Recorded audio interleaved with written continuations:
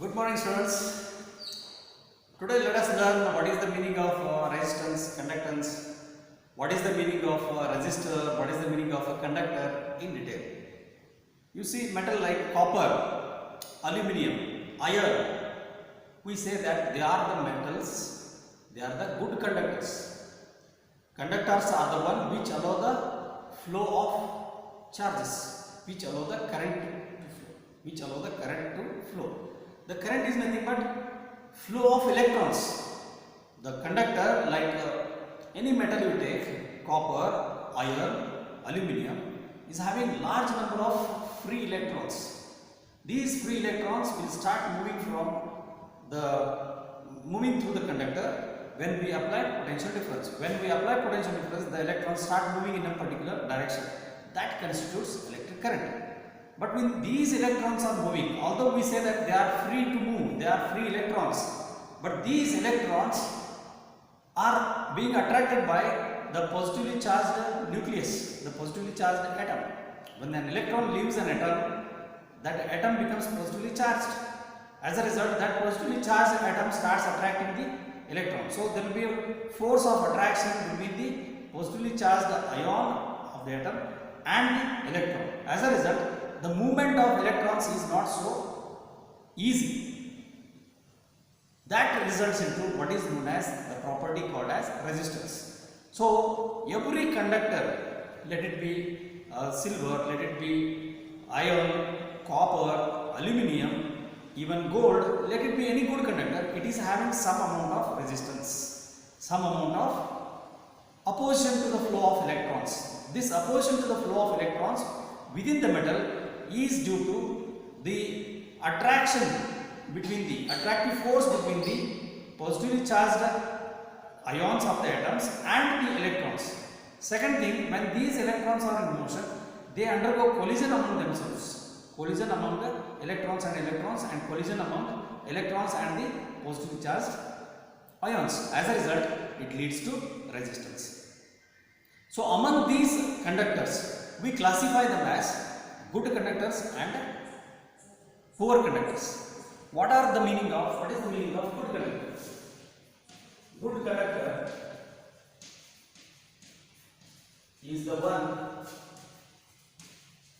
which has low resistance. The good conductor is the one which offers low resistance. For example, silver, copper, aluminium, iron, silver, copper, aluminium, then gold, iron, etc. So these are called as good conductors, which offer low resistance. Then what about insulators? Insulators are the one which offer very high resistance. No flow of electrons through that material is not possible at all. Say they offer very high resistance. So insulators are the one which offer very high, infinitely high, you can say infinitely high resistance, which offer very high resistance, which have very high resistance, you can say, which have very high resistance. So literally speaking, no flow of current takes place, no flow of current takes place through insulators. They are called as insulators. For example, rubber, plastic. You can give number of examples. Wood, right? Glass, etc. These are called as insulators. Among the good conductors only, you can classify again very good conductors and poor conductors. Poor conductors are those which offer little higher resistance than the good conductors. So I think you have understood the cause of resistance. The cause of resistance in a metal or in a conductor is the strong attractive force between the electrons and the positively charged atom, which doesn't allow the electrons to flow easily. So the collision of the electrons among themselves and collision of electrons with these kind of atoms result into what is known as resistance. Okay, now we will learn very important property, that is resistivity. Or before that, what are the factors on which the resistance of a metal depends?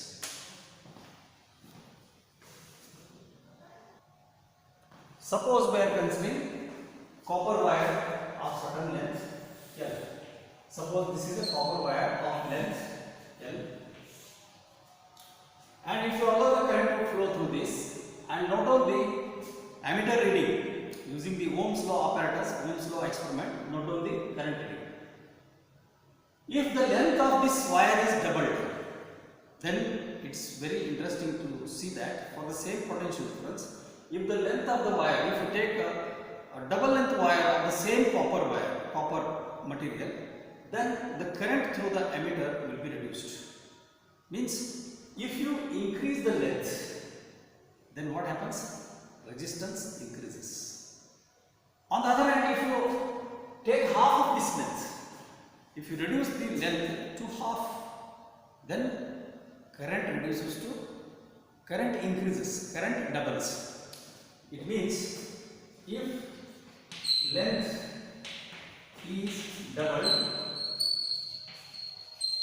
then resistance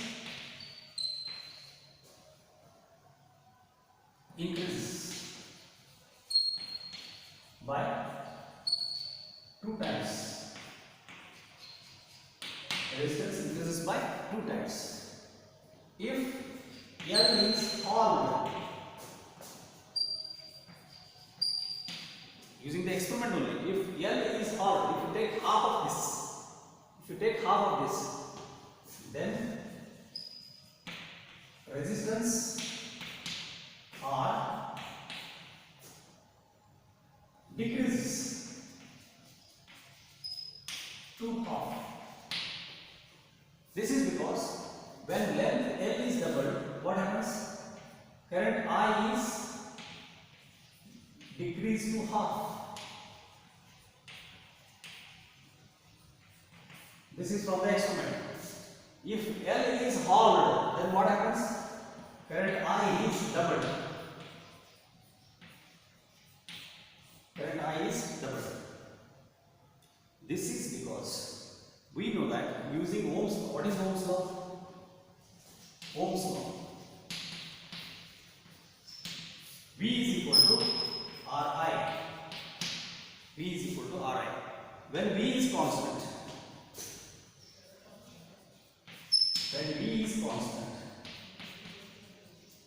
then what are the variables here? Variables are R and I, right? So if length is doubled, then what happens to the resistance? Resistance also doubles. Then what happens to the current? Current has to be decreased by half, because we know that R is equal to V by I. If length is doubled, then what happens? I is decreased to half. I is decreased to half means what? Resistance doubles. If I dash is equal to I by 2, then what happens to R dash? R dash becomes V by I dash. V by I dash. Then if you substitute V by I dash, then we get I dash equal to I by 2, V by I by 2. So it becomes 2V by I. What is 2V by I? Therefore R dash is equal to 2 times R. Resistance increases by 2 times. Resistance increases by 2 times. In the same way, using the same result, when V is constant, if, see here, second case, when length is halved, if you take half of this length, if you take just half of this length, L by 2, then what happens? Current increases by 2 times. When the length is doubled, current decreases by half. When the length is halved, current doubles. Current is doubled. Current increases by 2 times. Here the current flowing through is I. Now it is 2 times I for the same potential difference. Then what happens? If I dash is equal to 2I, if I dash is equal to 2I, then what happens? Then we can calculate R dash is equal to new value of resistance. R dash is equal to V by 2 times I dash. V by 2 times I dash. It means what? V by I dash. It's not 2 times. V by I dash. So what is I dash? Let us substitute. V by I dash. I dash is 2I. So it becomes V by I. V by I is R. It becomes R by 2. Means if length is halved, the resistance is decreases to 1 by 2. Resistance is halved. So R dash is equal to R by 2. So from this analysis, as we increase length, what we conclude? As we double the length, resistance also doubles. As we halve the length, resistance also gets halved. So therefore, resistance increases as length increases. This is first point. What is second point? Resistance is denoted by R. Resistance decreases as length of the wire decreases. So using this we conclude, therefore resistance is directly proportional to, this is the mathematical symbol, directly proportional to length of the wire. Therefore R is directly proportional to L. This is how we conclude. Similarly, there is a second analysis, that is depending on the thickness of wire. Let us take same length of wire, copper wire only, having different thicknesses. First one with a thin wire of length L, second one with a thick wire whose thickness is double than the thickness of the initial wire, 2 wires. Then what happens to the resistance? Now let us consider copper wire of same length L but having different cross-sectional area. First one, let us consider a copper wire of cross-sectional area. Cross-sectional area means if you cut it, you will get this cross-sectional area which is circular cross-sectional area, let us say A. Then if you allow the current, suppose the current flowing through this is I. Now let us take another copper wire whose cross-sectional area is double, means this cross-sectional area is 2 times the cross-sectional area of the first one, but the length is remaining same, means you have increased the thickness. If the thickness of the wire is 2 times the thickness of initial wire, then if you check it with ammeter by allowing the current for the same potential difference, for the same voltage, by taking only one cell, if you allow the current to flow through, then if you note down here, if the current flowing through this is I, then the current flowing through this is 2I.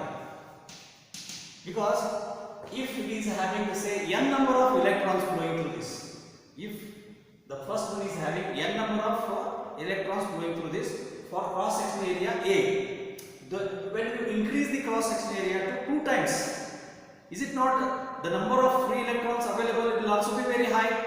So number of free electrons available will be naturally 2 times N. So the current flowing through in this second one will be 2 times. If I is the current flowing through this first one having cross sectional area A, the current flowing through this second one is 2I. Then what happens to the resistance?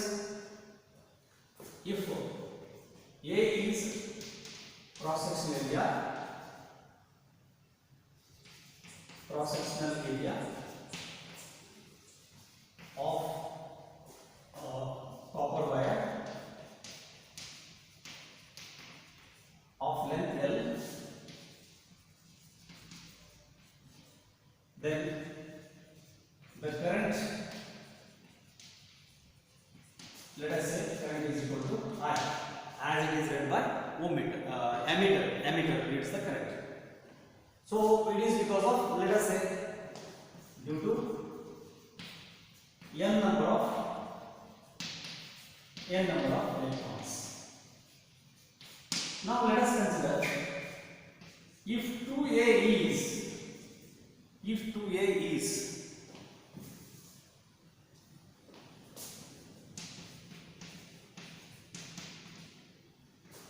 the cross sectional area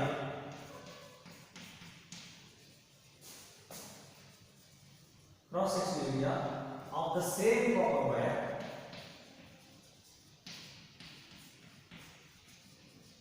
of the same length copper wire, same copper wire means same copper wire of length L, same copper wire of length L only, we are not changing length L. Then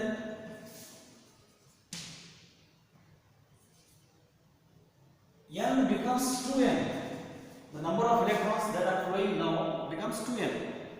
Then the current becomes I dash is equal to 2I. I dash is equal to 2I. Then what happens to the resistance? Question arises. What happens to the resistance? We know that using Ohm's law, V is equal to Ri. Therefore, R is equal to V by I. This is the first case. That is our first material. When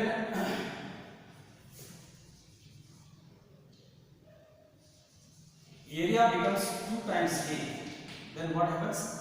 Current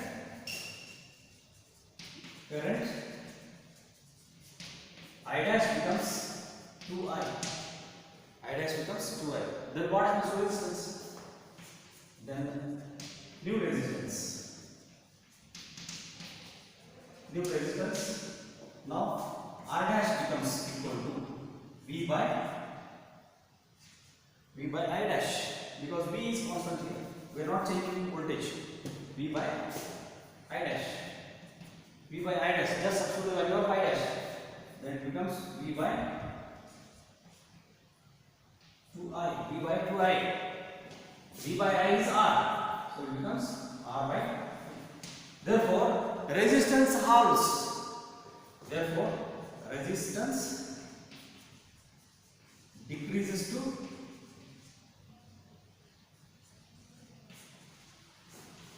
R by 2. When area is doubled. And vice versa. If the area is halved, if it is made still thinner, area is halved, then what happens to resistance? Resistance becomes 2 times. Therefore, we can conclude resistance depends inversely on area. Resistance decreases as area increases. Vice versa. This is one point. Second point, resistance increases as area decreases. Therefore, resistance is inversely proportional to area. Mathematically we can write Resistance is inversely proportional to area. Thus we got 2 points here. Resistance is directly proportional to length. Direct resistance is inversely proportional to area. Both together now we can conclude that resistance is proportional to L by A.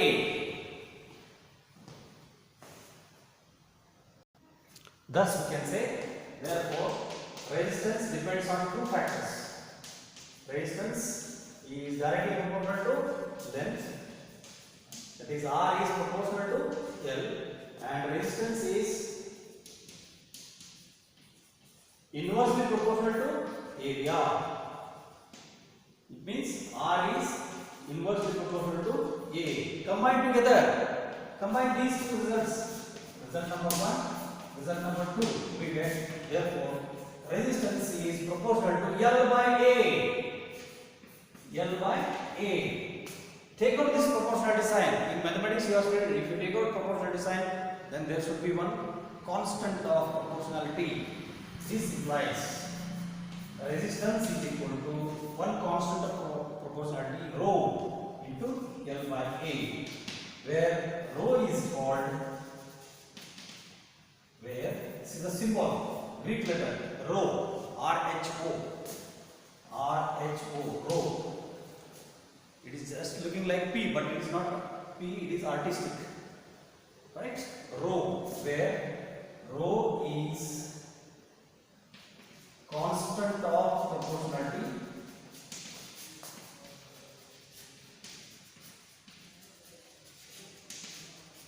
called as resistivity. It is not resistance. Remember, resistivity. This resistivity is characteristic of material. It is a characteristic property of material. Therefore, resistivity, I can conclude, is a constant. Resistivity is characteristic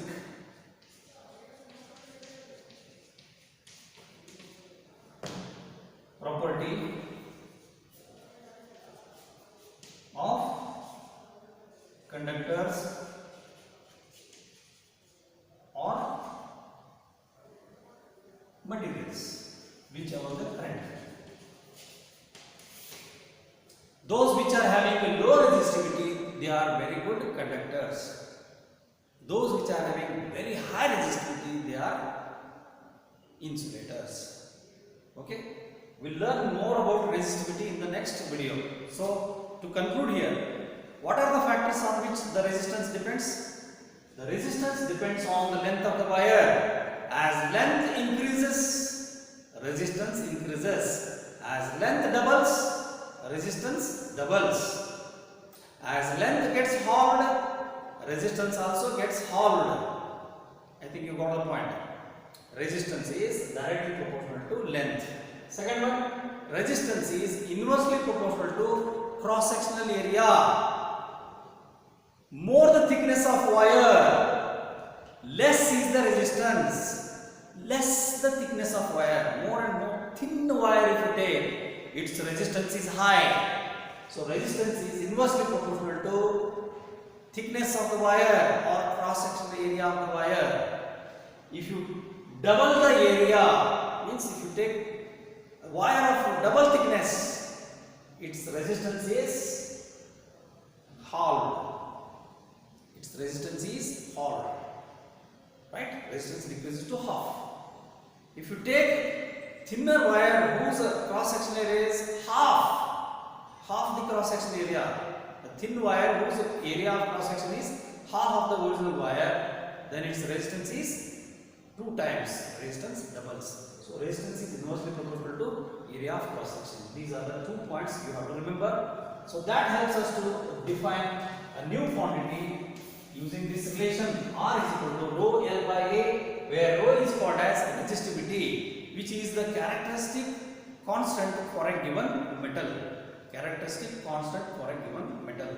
Based on this value of resistivity for a given metal, we can classify that metal as a conductor, good conductor, poor conductor, or insulator. That we will study in the next session. Before that, we can write what is the SI unit of resistivity. SI unit of resistivity is SI unit of resistivity is ohm meter. You can see here. Resistance is in ohm. If you take A here, then it becomes meter square. Take L here, divide by L. So 1 meter gets cancelled. So you can just write there what is rho. So using this, you can write rho is equal to RA by L. Just taking this A this side, it becomes RA by L. Then this becomes ohm meter square by meter. So 1 meter cancels. So you are left with ohm meter. So SI unit of resistivity. SI unit of resistivity is ohm meter, not ohm meter. So resistance is different, resistivity is different. Okay. Resistivity is a characteristic constant of a given metal. It does not depend on length. It does not depend on area of cross section. It depends on the nature of material. Okay. That we will see in the next period in detail. Thank you. Have a nice day.